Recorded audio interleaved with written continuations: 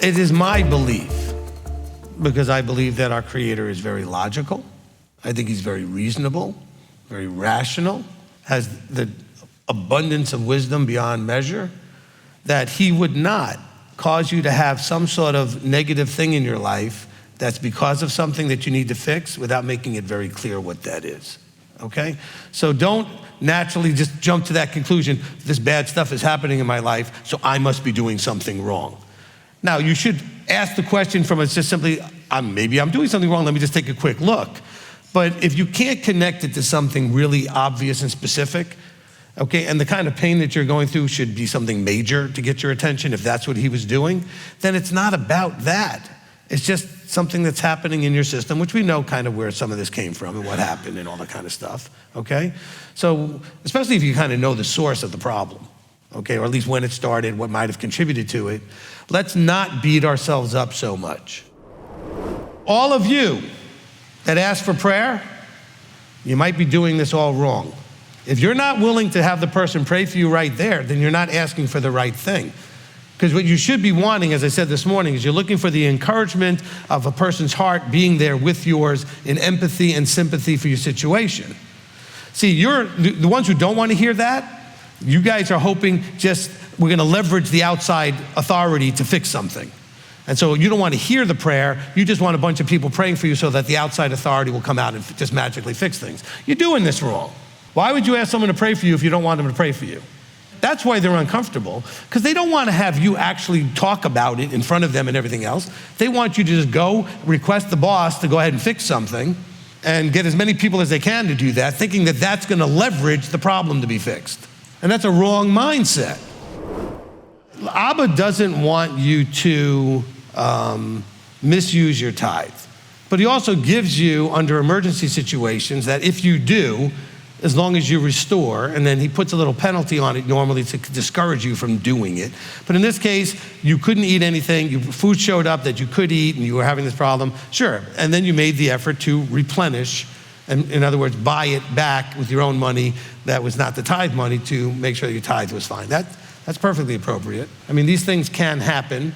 I mean, emergencies can come up and then maybe, okay, so what are you gonna do? So you dip into the tithe, well, just make sure that you're supposed to put it back.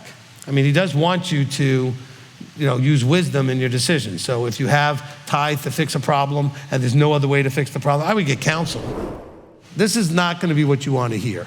Everything about the above, you have to take on faith. Old Testament, New Testament, anything. There is no concrete thing that you can point to, okay, in itself that just says there's a God and Yeshua's the Messiah and all these other things. Yes, there are things written in this book that point to these things. And if you're gonna use the old, we can look at things in the old that point to these things, okay? And there's obviously the things in the new. There's obviously things that were written by other people who are outside of the scriptures that were historians that wrote certain things. It's not a concrete thing that's so simple to say. You have to have a thing called faith. And that faith comes from your experiencing through belief.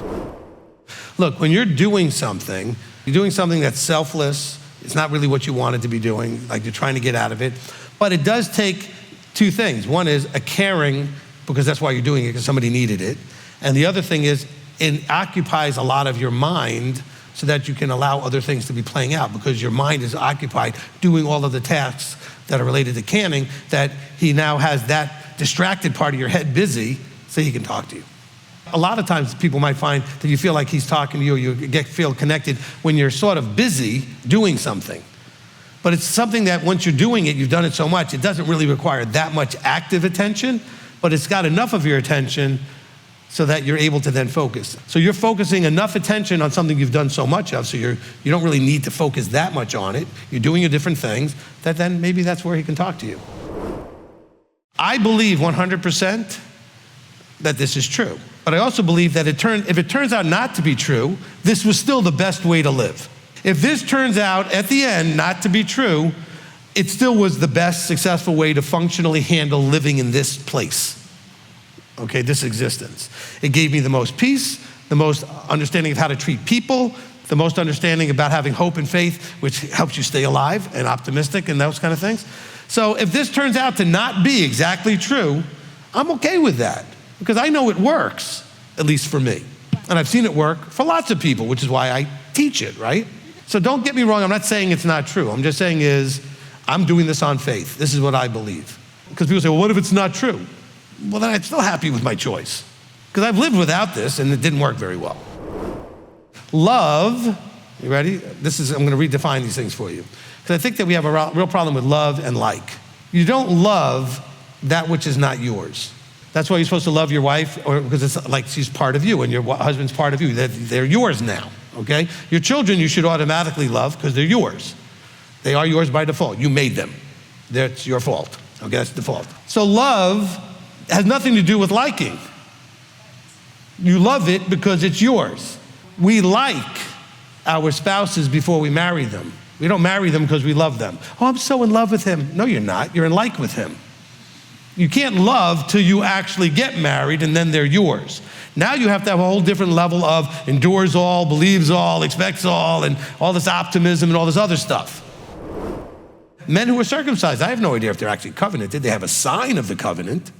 You know, back when I was a kid, every kid that came out of the hospital got circumcised, whether you were, and it was done on the first day, not on the 8th day. Okay, mine was done on the 8th day, but I mean, babies were just automatically circumcised back in the 60s. It's a sign of something that may be there, but just because you have it doesn't mean that it's there. We ask people to self-examine and say, look, if you're covenanted, you can come and have the meal. Now, if you're a man, you need to be circumcised unless there's a reason you can't be. And there's medical reasons why some people under certain health conditions can't have that done. And as a woman, we would encourage you that you would get mikvah'd, which is a sign of your covenant, because you make the covenant declarations. If you're going to do Passover, and we are doing the mikvah a couple of days later, that's fine. You can still eat the meal and then do the mikvah after, because it's simply a sign of a covenant. Circumcision is also the sign of something that should already be there, which is why if you're in a condition where you can't get circumcised, that's fine. You can still come to the meal, because it's not that it's a won't, it's a can't. Like allowing us to stay in a hardship as somewhat restitution for these other things that we've done that we haven't had. Let's say we did something nobody found out about. Okay, but the hardships are not restitution, okay? It's leverage. If you look back at your life and go, how did I end up in this financial mess or this whatever mess that I'm in, my health mess? Because maybe your health mess is something that you did and you can fix just by adjusting because you've been eating wrong or doing this wrong or whatever. It's leverage. The curses are leverage. When he says, if you don't listen, I'll curse you 7 times more. And he says, if you're not instructed by these, I'll curse you 7 times. It's meant to be instructional and leverage to get your attention that there's a problem you're not addressing. So it's not about restitution. Okay, he's not about, well, you made this mistake, so you got to pay the price. No, he wants you to pay the price so you don't keep making the mistake. So it's about leverage. It's not about compensation. I never said that Hasatan was hired to do this job, but because of his disposition to be this kind of a character, the Father has allowed him to do this job because it serves a function for him. So it's not like he said, hey, I need you to go ahead and drive people crazy and pick on all their things and expose all their weaknesses. Hasatan thinks he's trying to ruin all you people. It serves a purpose that Yahweh uses that at this point in Revelation 20 is not needed anymore. So now at this point, finally, he gets what he's supposed to get or whatever the Father had planned to give him, now that his usefulness is finally not there anymore. So it's not so much that, he was created to do these things. According to what we understand, he started off fine and he turned. Fine. When he turned, Father said, I can use that. So I'm going to allow that to play out for a while because it's useful to me. Because it'll help me to understand and teach everybody who exists to understand themselves, to see what they're made out of and whether they're temptable in some way, to do things they shouldn't do, whatever.